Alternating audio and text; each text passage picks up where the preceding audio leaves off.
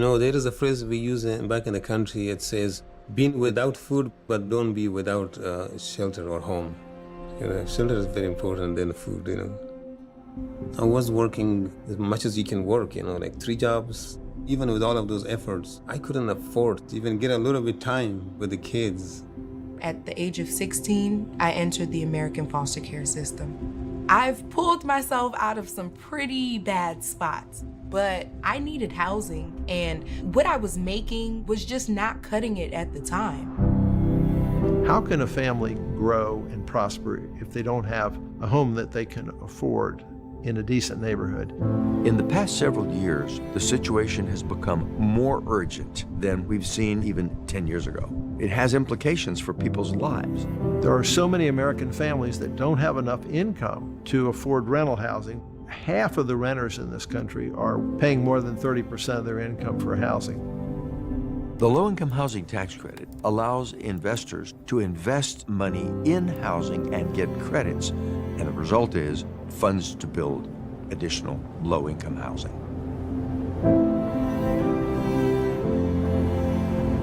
The Section 8 vouchers are the primary way to help people afford housing.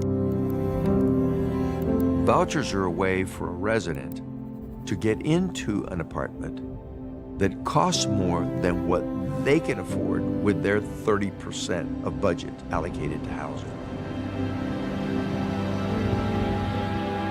There definitely would have been a lot more detours, a lot more failures, a lot more uncertainty. Now I know that I can enjoy the life, being with the kids, and have a brighter future. First off, I think housing is a nonpartisan issue, but I certainly believe that the bipartisan approach to solving it is what needs to happen. Every social goal that we want for the people of the United States revolve around housing. A precondition for making progress is to have a decent place to say, tonight I'm going home to rest.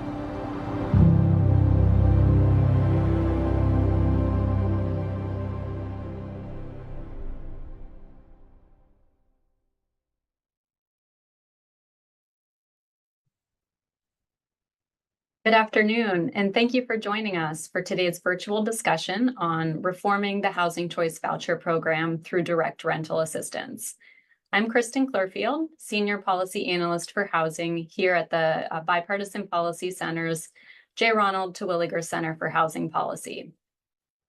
The Housing Choice Voucher program is a critical tool to support housing stability in the U.S., helping more than 2.3 million low-income families affordably rent homes in the private market.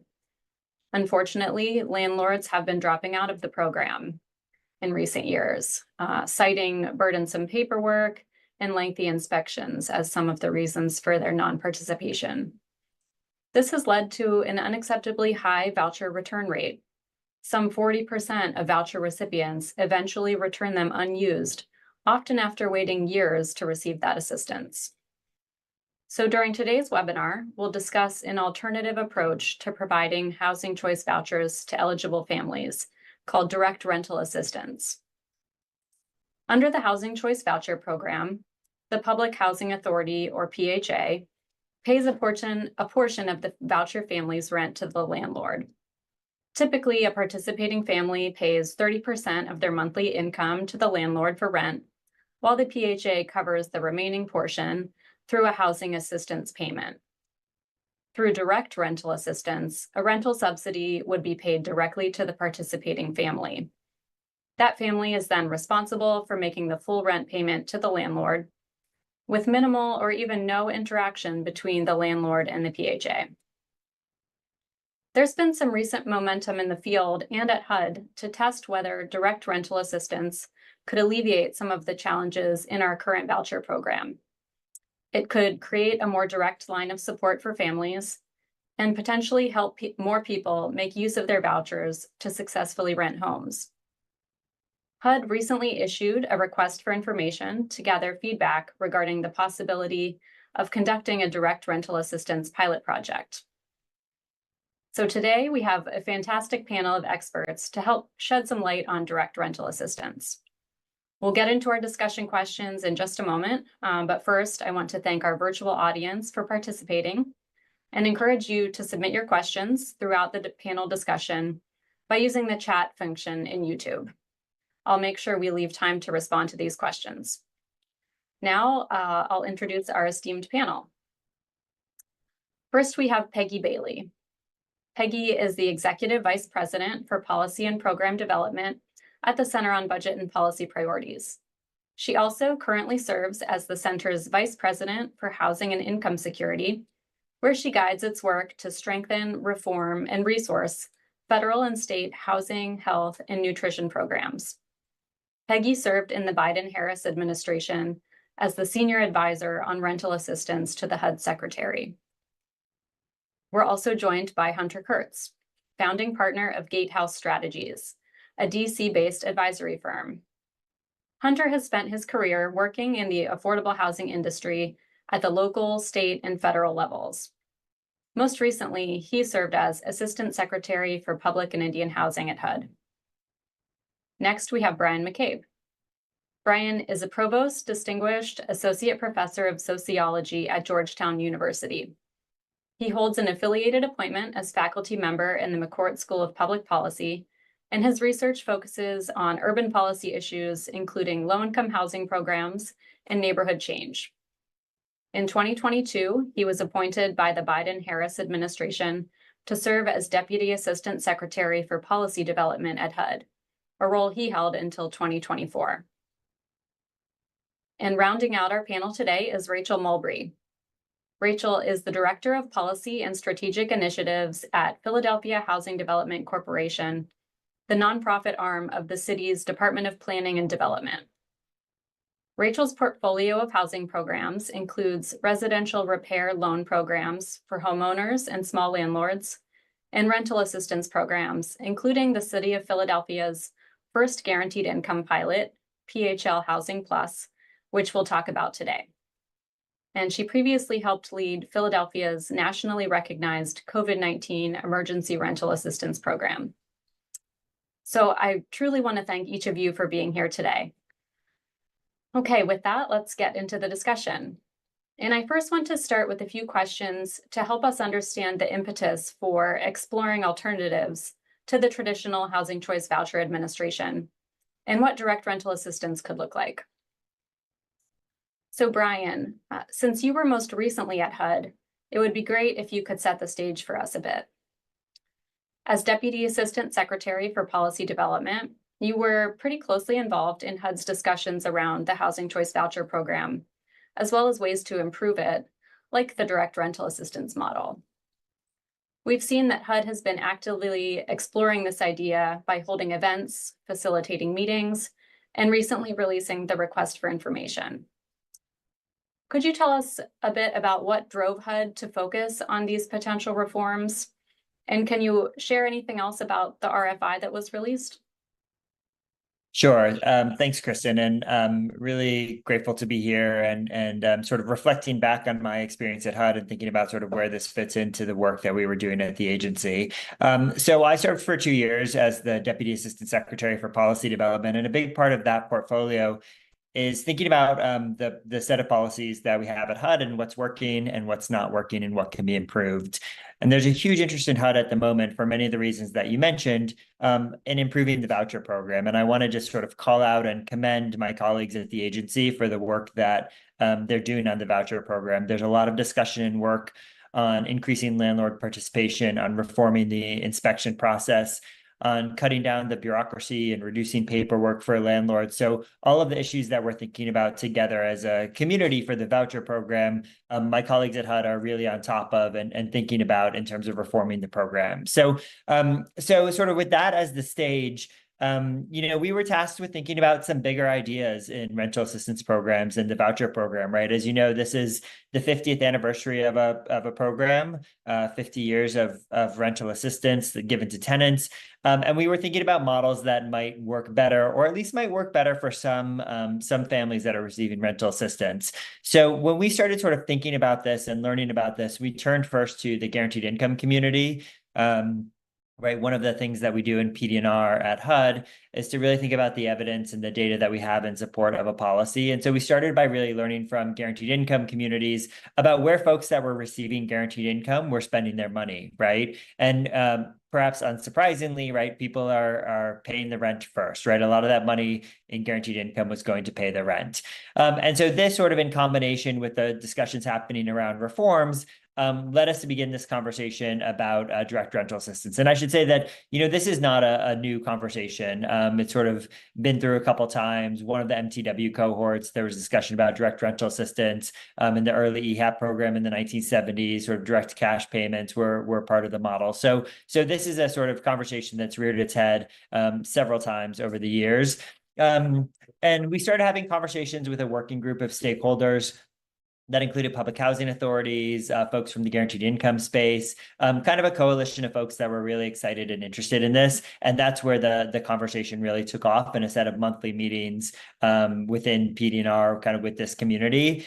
From there, one of the things that we were thinking about and sort of which led to the RFI is that we were hearing a lot from folks that were excited about this, that thought that this was going to work, that this had a lot of potential. And we wanted to make sure, right, that we were hearing the range of voices from, PHAs or stakeholders that might have had concerns, from landlords on the ground that wanted to tell us how they thought this experience might affect them. And so one of the reasons for HUD issuing the RFI, and I really think that this is sort of the best that the agencies do, this is the best of the agency, is really listening to a broad set of stakeholders, not just sort of those that are enthusiastic and supportive of this idea already, and really get input from as many stakeholders as possible. So I know that input is coming into HUD now and that they're looking at that as they move forward with this.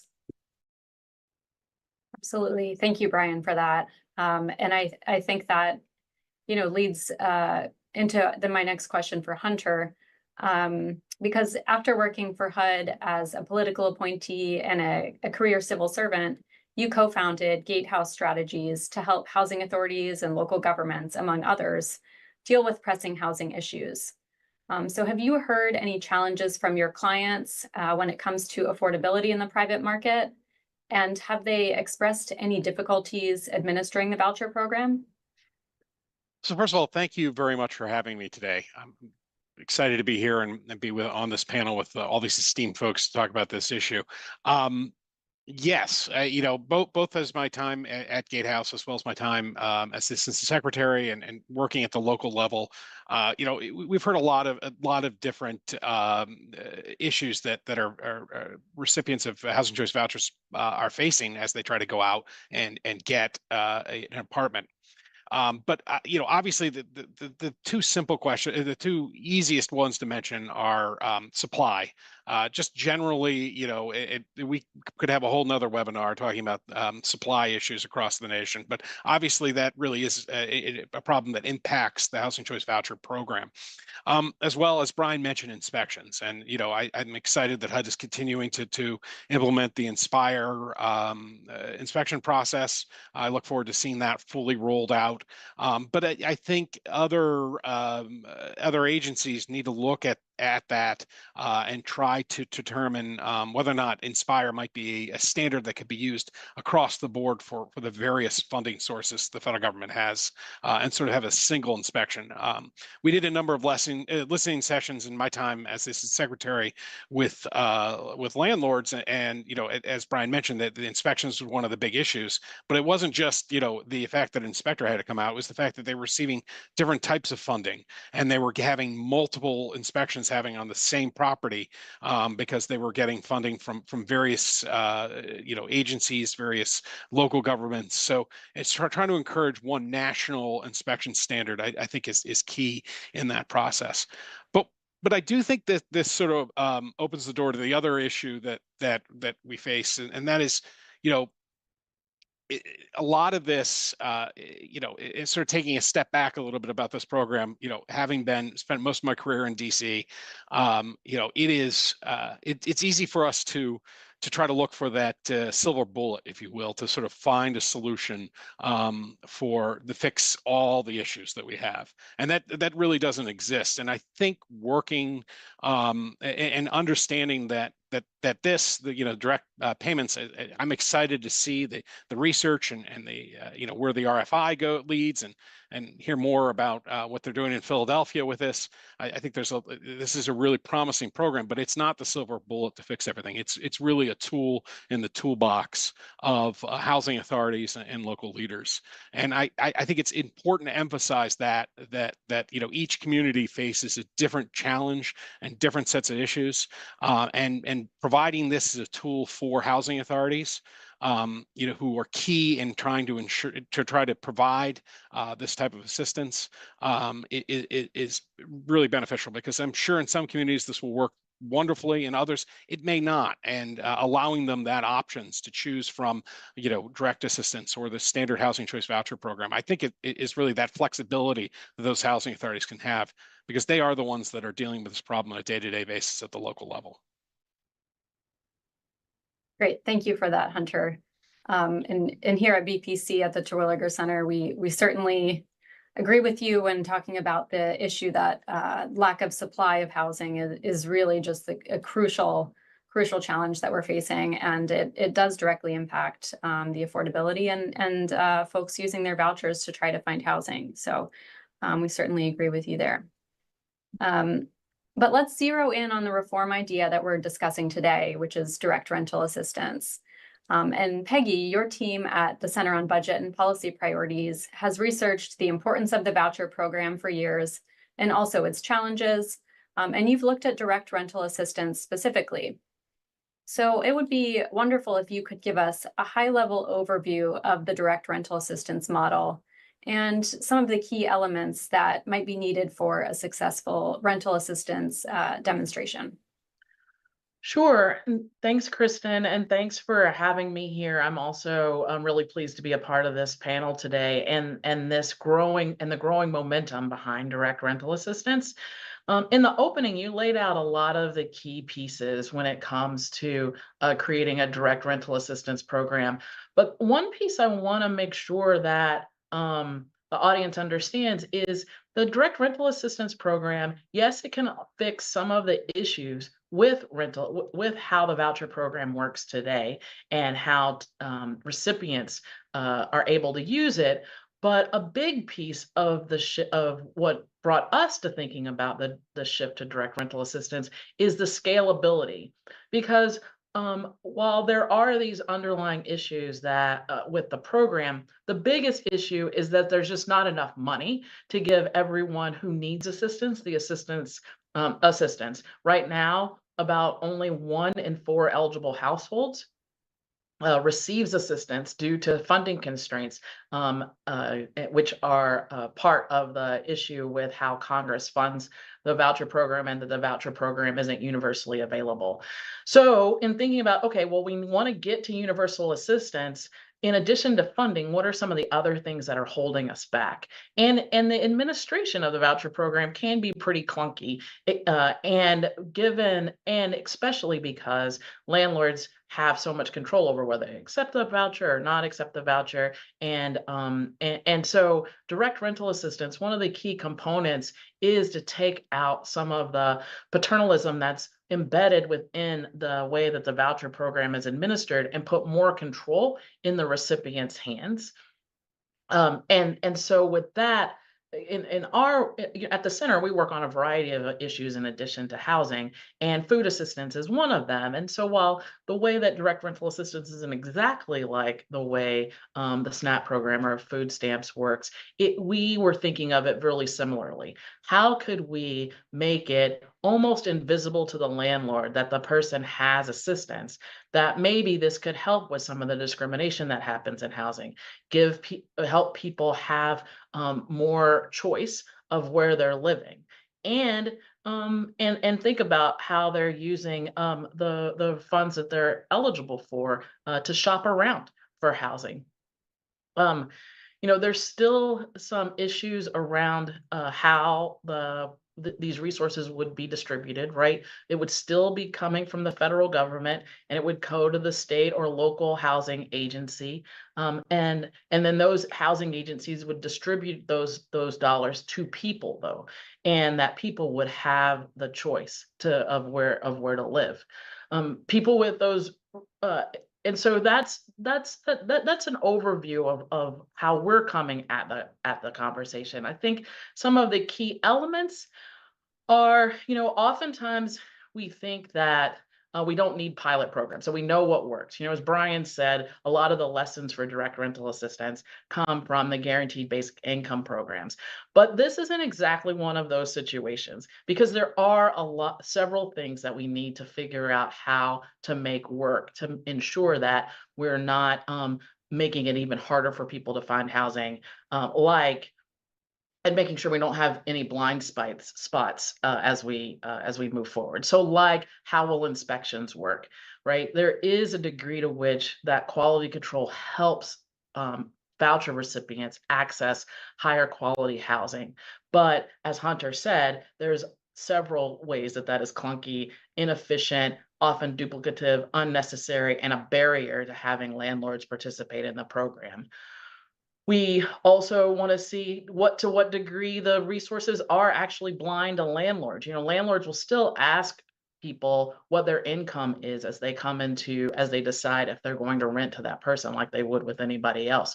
Are there ways that we can make this make sure that this assistance is blind enough to where we're reducing the amount of discrimination and racism that can be embedded in landlords choosing to accept subsidy assistance?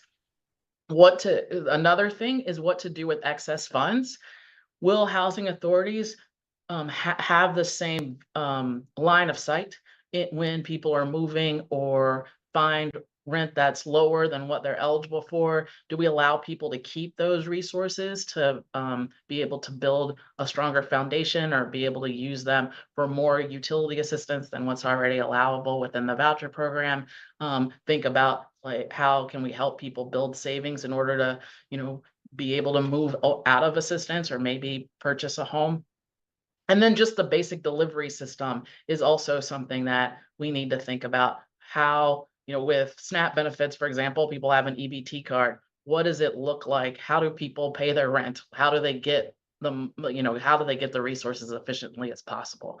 So those are some of the things that we see as why pilots are necessary. We really have to work out how those things can work and the variety of ways it can work. Because as Hunter said, it's not necessarily the case that there's one model that we will do for everyone. Maybe there are local variations depending upon local markets. But I think in all of this, we just have to keep some basic principles in mind, that we want to make sure that people have self-determination of their use of their resources, that we're listening to residents about what works for them. There are some folks who, when we listen to people with lived expertise, that are concerned about this model and this switch, especially because of the housing quality concerns. But overall, we want to make sure that we're growing and moving into a world where assistance is universally available. And I am really excited about the ways that we're growing and examining this model, so that we can create the foundation for building the day when everyone who needs rental assistance has access to it. Thank you very much, Peggy. Certainly so many important design considerations to be made when thinking about direct rental assistance. And so I'm very pleased to turn next to Rachel, who has seen direct rental assistance on the ground and has spent time, I believe, grappling with some of these decisions to really implement a direct rental assistance pilot program. Because Philadelphia is one of the first jurisdictions in the country to pilot such a program. And so, Rachel, I'd love to hear what led the city to invest in this approach to voucher administration, and what are you hoping to learn from the pilot? Thanks, Kristen, and I'll echo others and some gratitude for being invited to share thoughts today, and looking forward to questions. So in Philadelphia, like many places, policy is people. So to some extent, there was the right mix of city leadership, of certain evaluation-centered partnerships that we had in place that really helped build up a kind of appetite for trying something new. We also had, chronic housing instability here in Philadelphia that's true in many places across the country. So first, I'll start by just really quickly orienting folks to the direct rental assistance program that we have here in Philadelphia. It's called PHL Housing Plus. It launched in 2022 as a 2.5-year pilot, serving 300 renter households that we randomly selected from the bottom part of our local Philadelphia Housing Authority's wait lists. And households, as Peggy and others kind of outlined, households receive a monthly payment directly on a debit card that's equivalent to what a landlord would receive if they were enrolled in the voucher program. And because we selected folks from the wait list, they're still on the wait list while they're part of our pilot. So they're receiving assistance while they wait for a kind of more permanent form of federal housing assistance. So the reality now that we're a couple of years in is that the average payment is around $850 for folks. That reflects to some extent the income and rent reality here in Philadelphia. And there's a number of reasons that we ended up here. So some of them, again, are kind of unique to Philadelphia, and some of them are more universal. The first one is very much universal. It's really, as Peggy said, really just the need for more rental assistance. So the majority of Philadelphia renters, like renters across the country, are rent burdened. And when we look at low-income residents, it's closer to, say, 70% of households that are paying more than they can afford on rent every month. And within the city, we really just were looking at ways at growing the pie of kind of rental assistance that was on the table in ways that complement, of course, the existing voucher program here. The second, again, is really about that flexibility, like Hunter said. So we were looking for a broader set of tools that were a little bit more responsive to the reality of what renting looks like here in Philadelphia. And some of this really had to do with the timing. So, in 2020 and onward, we were implementing the emergency rental assistance program, and that really showed us that it was, one, possible to move funds very quickly at scale to address housing emergencies.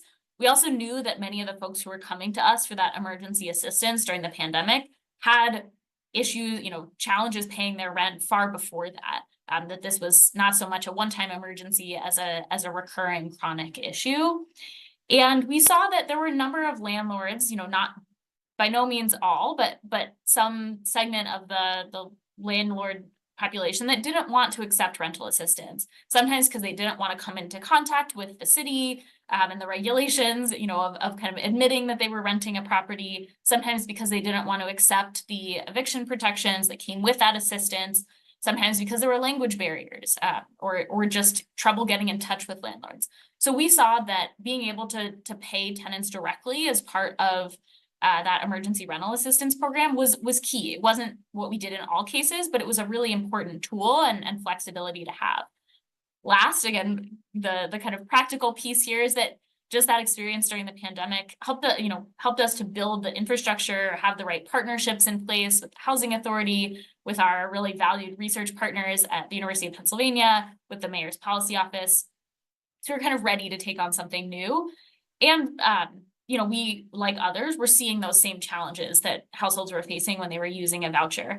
In Philadelphia, the Urban Institute found in 2018 that around 70% of landlords wouldn't accept a voucher when they were asked by a prospective tenant. And when we look at higher income areas, that percent was even higher. So we knew that people were having trouble using vouchers here. And then lastly, I think the piece that was kind of special here in Philadelphia was that there was a real interest in building that evidence base and really maximizing the kind of learning that we could do. So again, with our partnership with the Mayor's Policy Office and the Housing Initiative at Penn, really integrated from the very beginning of the planning process, there was that evaluation and research element. And that's allowed us to look, now we're a couple of years in, at a wide range of outcomes. So, of course, housing, ease of moving and leasing up, relationship with landlords, evictions, housing quality, health through both kind of surveys and electronic health records, understanding that nexus between housing and health when people are receiving this assistance, as well as education outcomes and other kind of administrative data, including what other programs people are participating in. And really the hope there, because this PHL Housing Plus is structured as a randomized control trial, is to see what the differences are between households, the experiences of households who are receiving a voucher versus those who are receiving this direct rental assistance. Are certain types of households benefiting more from one intervention or another? If so, why? And again, the piece I really just want to end on is that the hope here in Philadelphia is to understand what particular gap this tool of direct rental assistance can help fill that's really complementary to the strengths of the existing voucher program. I'll end there. Well, thank you so much, Rachel. That was insightful and very exciting to hear that your program is up and running. It's been going for a few years, and the importance that you placed on evaluation, because I think the rest of the housing community can, really will have a lot to learn from your experience. And so on that topic, like I said, I know your pilot is still ongoing, but I did read your article in HUD's most recent edition of Cityscape, where you talked about the pilot and some of the early lessons learned. And there's two aspects that I'd love to hear a little bit more about that you mentioned in the article. The first is the fact that you eliminated the inspection requirement for your pilot. And also you're looking at the impact of direct rental assistance payments on folks' eligibility for other benefits programs. So if you could share any lessons learned or just observations in these two areas, I think that would be really beneficial for our audience. Sure. Yeah. And first I'll start just briefly with kind of what our application process was like, so that there's a little bit of context when we start to talk about other benefits or inspections. So we did use an online application process, something similar that worked really well during the pandemic. And, one of the challenges, though, operating off of a wait list is that the contact information for folks that we were trying to invite into the program was quite outdated. We have long wait lists here in Philadelphia as exist in other jurisdictions as well. And I think one real strength that we saw was that about 85% of the people that we reached and who started the intake process finished it. So that's 85% of people who completed the full application process. Another 15% or so of those, were ineligible for some reason. They didn't live in Philadelphia, or they weren't renters, or their incomes were above the threshold for receiving this assistance, which is the same as a voucher. But for those who did enroll, again, 100% of them were able to immediately start receiving this cash benefit. And another thing that I'm particularly proud of in terms of the kind of streamlining and scaling that Peggy mentioned is that it took just about 35 days on average from when someone started an application to when they were fully enrolled. So it was a process that we were able to implement quickly and in a way that didn't create undue burdens for households who were opting to participate. But to your two specific questions around benefits and inspection. So first, on the benefit side, we really wanted to make sure that PHL Housing Plus payments were additive, that they were increasing the kind of financial capacity that households had, rather than swapping cash for some other benefit that people were receiving. So we were really grateful to receive a waiver from the Pennsylvania Department of Human Services that protected a number of really key benefits programs. So PHL Housing Plus payments do not affect SNAP or Medicaid or TANF or LIHEAP. And that's meant that, again, for the many households in our program who do receive those things, they can use this income from the program in addition to those benefits without kind of falling off the benefits cliff that people talk about. We also were really cognizant of kind of walking through folks through what the risks were, especially anybody who's getting SSI, childcare subsidies, and doing those in group sessions. So I think the kind of hands-on nature of the program was important to making sure not just that we had the protections in place, but that we were communicating them. And then on the inspection piece, which I know has already come up a number of times. So first, I do want to start by echoing what others have said, which is that the quality of rental housing is really important to the city of Philadelphia. This is not something that we take lightly. And we know that there's really diverse renting arrangements that people are using to remain housed.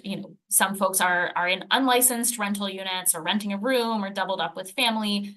And PHL Housing Plus was really meant to be first and foremost rental assistance. It's not a repair program or a code enforcement initiative.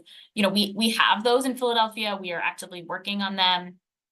And I think what I want to recall here is just the phrase that got brought up already of kind of no one silver bullet. And so we really see, again, PHL Housing Plus as a tool for giving financial assistance to tenants, and it can complement our other initiatives around, you know, poor housing quality and the enforcement there. But we opted not to require any sort of inspection because, again, we really see it as a tool, as a financial tool, not one that that's meant to. It's not the right tool for intervening in the housing quality space. But again, want to emphasize that there's a lot of other initiatives and ways that we see complementing this program that are working across the board, not just in housing units where there's a subsidy at play, but really all rental housing units in the city to ensure that they're safe and a dignified place for tenants to live. Absolutely. Thank you, Rachel, for that. And I think, you know, as you mentioned, any program or policy change that we're looking at comes with trade-offs, you know, whether that's tweaking the inspection or, you know, the application process. And I think it's important to identify the potential trade-offs ahead of the program's implementation, if you can, to help practitioners, you know, plan for how to deal with those trade-offs. So if possible, I'd like to open up a discussion to everyone to talk about some of the important trade-offs that could come with a direct rental assistance model. So if anyone would like to jump in to respond to any of Rachel's, anything that Rachel shared about how Philadelphia is choosing to implement their program, or other aspects of a direct rental assistance model that you've identified in your work, I think that would be great. Sure, Chris, and I can start and just share a little bit about some of the things that we thought about at the agency. So I think one thing to keep in mind, and not only with direct rental assistance, but with all of our programs, with all HUD programs, with the voucher program, is that, you know, the same program might work differently for different kinds of families. It might work differently for different kinds of landlords in different kinds of neighborhoods. And so I think one kind of big piece of evidence that that HUD will need to move forward is to think about where it is that direct rental assistance works well and where it is that it maybe works better than the voucher program. So we can think, for example, about landlords that are in sort of high rent neighborhoods and landlords that are in low rent neighborhoods, right? And there may be different barriers for those kinds of landlords in participating in the voucher program, and it may solve them in some neighborhoods, but not in others, right? It may be that in high rent neighborhoods where the counterfactual tenant is a high income renter, a landlord would prefer to rent to somebody with cash rather than having to go through the voucher program. Whereas in a low rent neighborhood, right, where the counterfactual tenant is a different renter, they may actually value the consistent monthly payments from the PHA. And in that case, right, the direct cash may not be such an enticement for that kind of landlord. The same is true when we think about renters, right? So there are a lot of renters in the Housing Choice Voucher program that are very successful in the program, right? We could think of a renter that leases in place, so doesn't have to go through a housing search, that has a landlord that's eager, willing to accept the voucher. That tenant may be succeeding very admirably in the voucher program, and there's no benefit of direct rental assistance, or maybe not as many benefits. Whereas there are other kind of tenants that are struggling to find a unit, and the stigma of having a voucher may be one of the reasons that they're struggling. And so we can think about those as tenants who may benefit from direct rental assistance. And so one of the sort of major things that I've talked about with folks who are thinking about designing these kinds of pilot programs to develop evidence is actually that there's real value in getting different kinds of programs, right? So the model in Philadelphia is a really terrific model, but it's certainly not the only model of how we could be running these programs. And I think collecting evidence from different kinds of housing markets, different variations on this program, different ways of distributing cash, different ways of calculating the cash subsidy, right? These are all things where kind of that variation helps us to better understand who this would work better for and who it may not. And the one thing that I would just want to hone in on that Rachel talked about was the collaborative effort with the city when it comes to the inspection part, right? Housing quality isn't just important to people who have a voucher or even have a federal subsidy. Housing quality should be important to all of us, and also when it comes to renters' rights as well. It's something that should be universal across a locality. So the engagement of the city in the effort is critically important, and a really I think.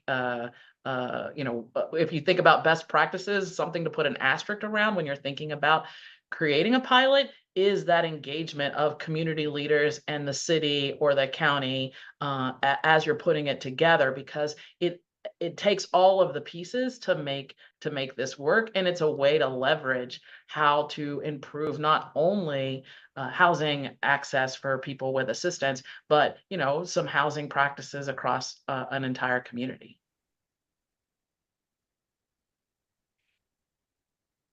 Thank you, Brian and Peggy. Hunter, did you have anything to add? No, they sort of, I think Peggy sort of hit on the inspection issue, which, I think that is a stumbling block that communities, as they try to implement this, are going to face. And trying to find creative ways to ensure that people do have the right housing quality standards that they deserve is really key. And I do think that there is a level of extra scrutiny, and rightfully so, when there is additional funding sources being provided to ensure that those units are meeting what we're trying to do in this scenario. So whether it's looking at finding ways to allow for the resident to do an inspection, as they training the resident, if you will, on what they should be looking for when they're looking for an apartment, or other ways to ensure that they're getting the quality that they need. That's something we're going to need to be creative about and have a lot of the conversations about as we go forward to try to implement this on a larger scale. Great, thank you. And Hunter, I actually want to stick with you for a minute, because during the onset of the pandemic, you led HUD's Office of Public and Indian Housing, which made many program rules for folks receiving federal assistance more flexible to meet the needs of the time, and to make sure that families were able to use their housing assistance during the public health emergency. So did you learn any lessons about streamlining benefits administration that we could maybe we should keep in mind when thinking about direct rental assistance, or ways to reform the voucher program to cut out some of the administrative burden? Yeah, because of COVID, we asked for the authority to sort of have a more blanket waivers that PIH never had in the past. You look at, in disaster recovery situations and other offices throughout HUD, that they had the authority to sort of issue more blanket waivers, where we were really sort of tied on specific waivers for specific housing authorities. So after getting that, that permission, we really took a hard look at everything we were requiring housing authorities to do, and try to determine, what we absolutely needed in those days and what we didn't. And we waived a lot.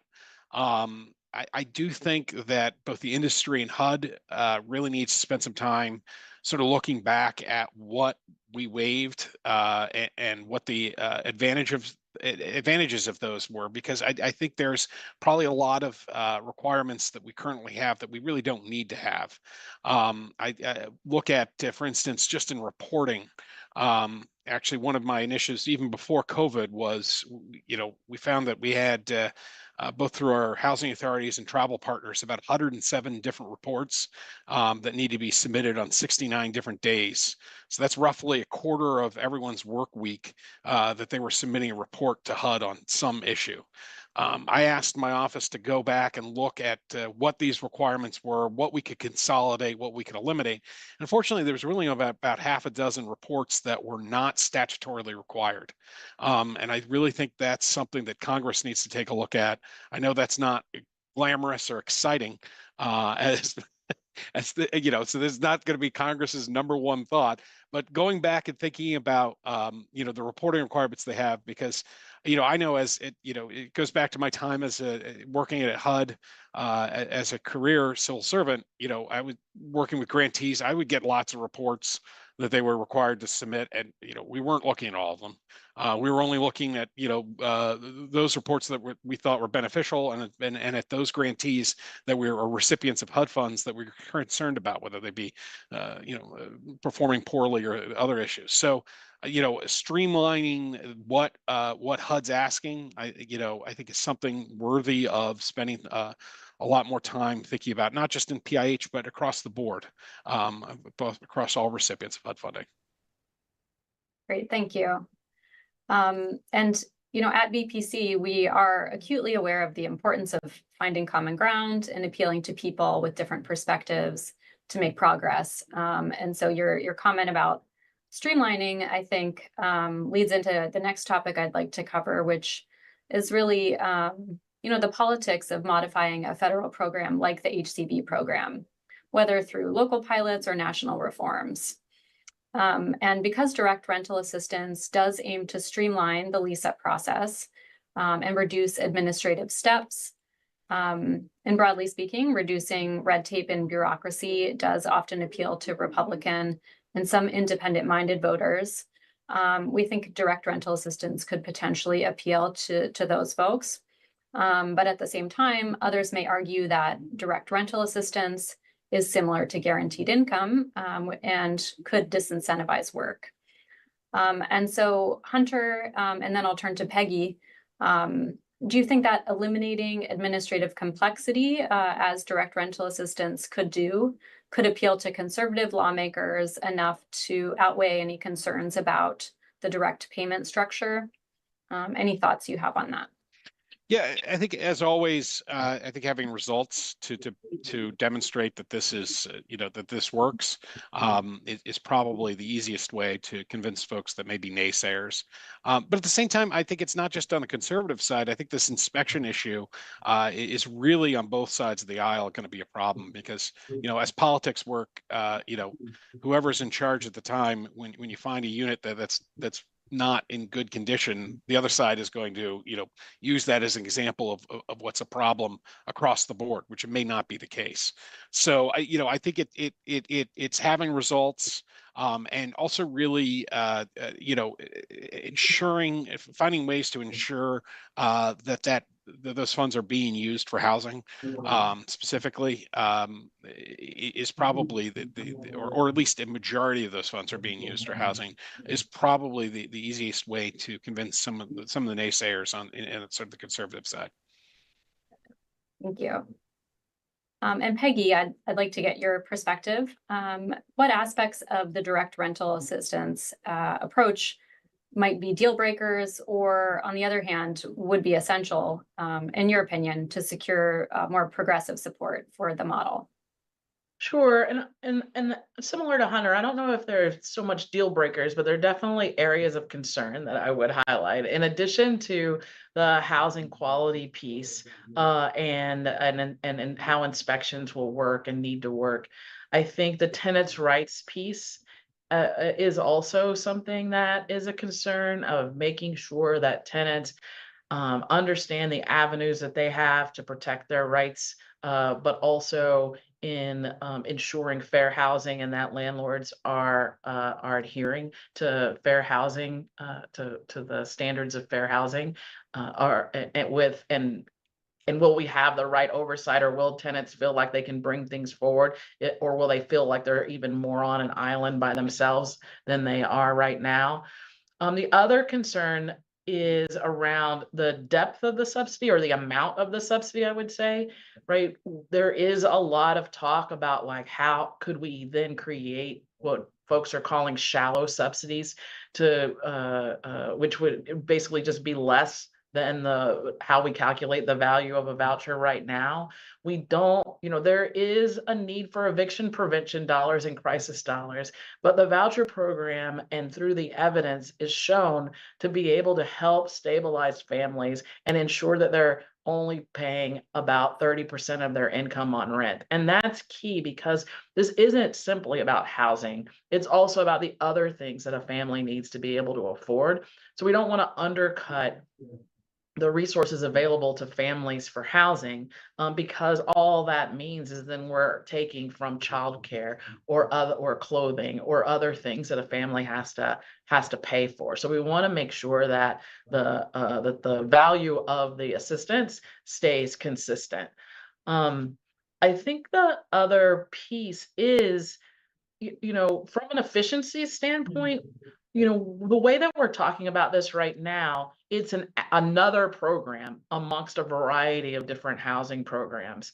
And what I think folks will want to see is then how are we taking the lessons that we're learning now to inform the broader program to evolve and move forward. We don't want to create we don't want to create a situation where now we have another program with another set of requirements and create more inefficiencies and more confusion for people as they're receiving assistance. We want to be able to do these demonstrations, and it's a reason to do a federal demonstration so that we're learning, so that we can then apply those to the voucher program at large, and whatever we create in order to get to universal assistance.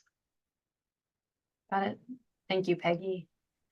And that sort of leads into our next question here, and Hunter touched on it as well. So I want to turn to Brian to talk about, if HUD were to pursue a national demonstration program to test direct rental assistance, what steps could they take without congressional authorization? And are there actions that HUD would have to first go to Congress and get their approval for? Yeah, Kristen, let me, before I answer that, if I could just follow up on one thing from Hunter and from Peggy. I think, one of the advantages of sort of a lot of different partners working on this outside of HUD is that we're seeing a lot of innovation in some of this space. And one of the things that I think is really innovative, and this touches on something that Hunter mentioned, is how it is that we make sure that money is being spent on housing. So there's a partner working on a platform where tenants would simply upload, either rent receipts or their lease, or something where they could provide that information to the housing authority in a kind of no frills, very easy, sort of keep up to date way. And so I think that question of making sure or sort of understanding how it is that money is being spent on housing is a big part of what HUD has been thinking about as well. I think the other piece, sort of just thinking about some of what Peggy said as well, is that direct rental assistance may change the incentives or the way that folks think about where they want to live or the kind of housing that they want to live, right? So in the voucher program, a tenant pays 30% of their income regardless of the cost of the unit. So if the unit costs $1,000 or $2,000, the tenant contribution is exactly the same. It's 30% of their income. And so one of the sort of empirical questions to tease out is about whether or not, when you get a direct cash payment, people think about different kinds of neighborhoods, different costs of units, things like that. So that's something that I think folks will be looking for when we get data back from pilots.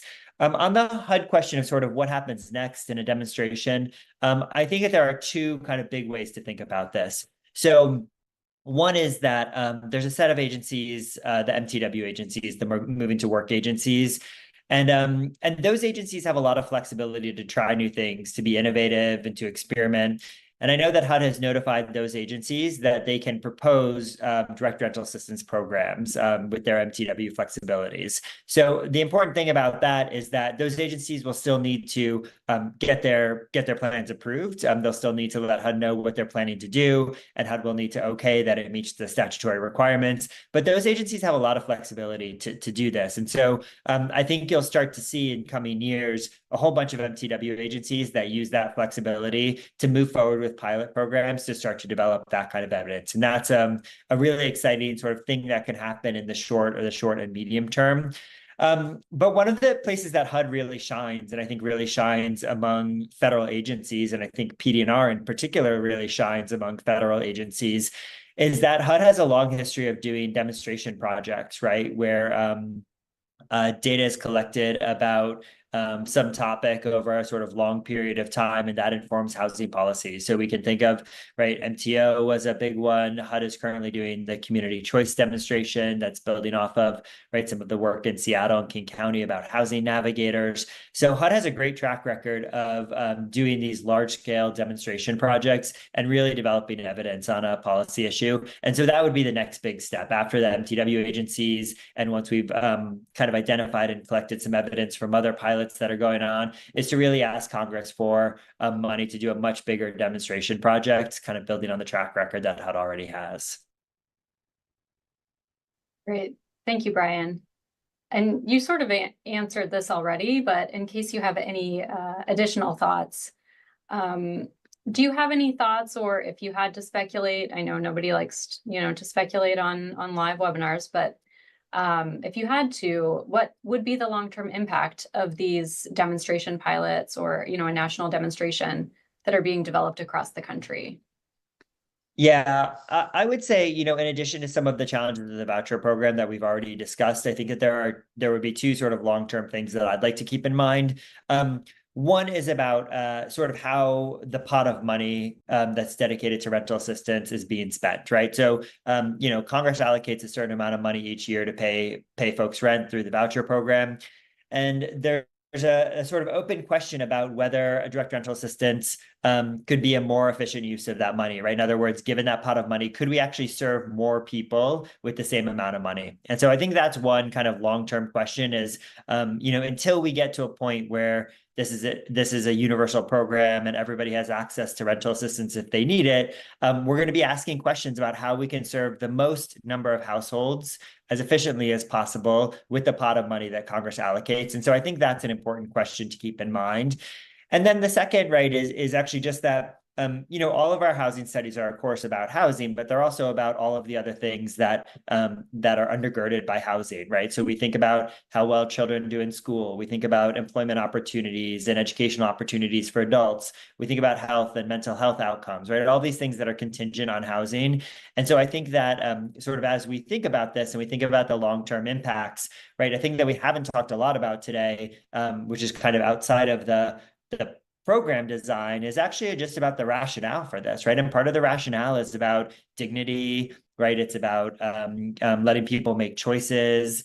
It's about removing paternalism from our social policy, right? And so those are things that might actually have, alongside the sort of housing outcomes, may have positive benefits for all these other things that we care about. And so I think that's the other thing that we'll be watching in the long term, is kind of all the things that build off of strong housing outcomes. Thank you for that, Brian. I do want to leave a few minutes for questions from our audience. We've had a few come in, but if you have questions, you can still submit them, and we'll try to leave a moment for those questions. But I did want to pose one that's come in to anyone. And Rachel, I'm not sure if this applies to you, but anyone's welcome to answer.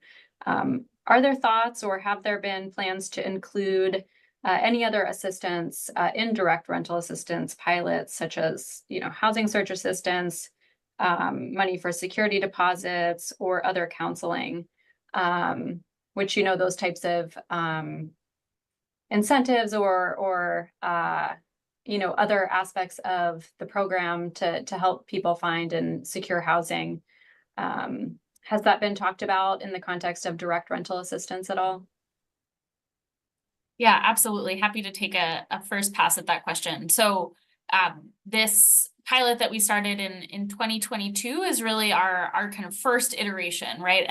And in this first phase, we are really closely trying to mirror, to the extent possible, the voucher program. And so that's where we were using the same method of calculation, inviting folks from the wait list, and really focused on, again, that kind of monthly payment. So it didn't include a broader kind of set of supportive services around navigation or moving expenses.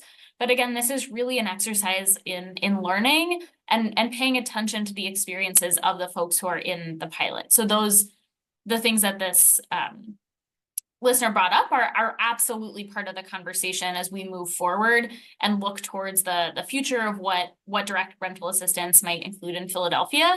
And we know that moving even with this assistance on the table is still hard, whether that's because of security deposits or because it's just really hard to locate an affordable unit and becoming more difficult here in Philadelphia. So I'm personally really looking forward to kind of making more concrete plans for what happens after this first iteration wraps up here next summer. And I think that as we look to support both the households who are already enrolled and the many more who we know continue to need assistance, I think things like security deposits support and navigation more generally are part of the conversation. And I do want to call up that I think the services through the Housing Authority's Family Self-Sufficiency Program are also an important piece here. And I think learning is kind of going in both directions, right? That we're getting to try out something new with the direct rental assistance model, but there's so much learning that we can apply from elsewhere. FSS is one piece of that. And I think, I think it'll all be relevant as we, again, look at what we've learned from this iteration and see what else we can incorporate. Thank you, Rachel. One other question from the audience here. How would panelists expect an HCV participant who has zero income to be approved for units when the basic income criteria for the units can be 3 times the rent if landlords are asking for that? Anyone have thoughts?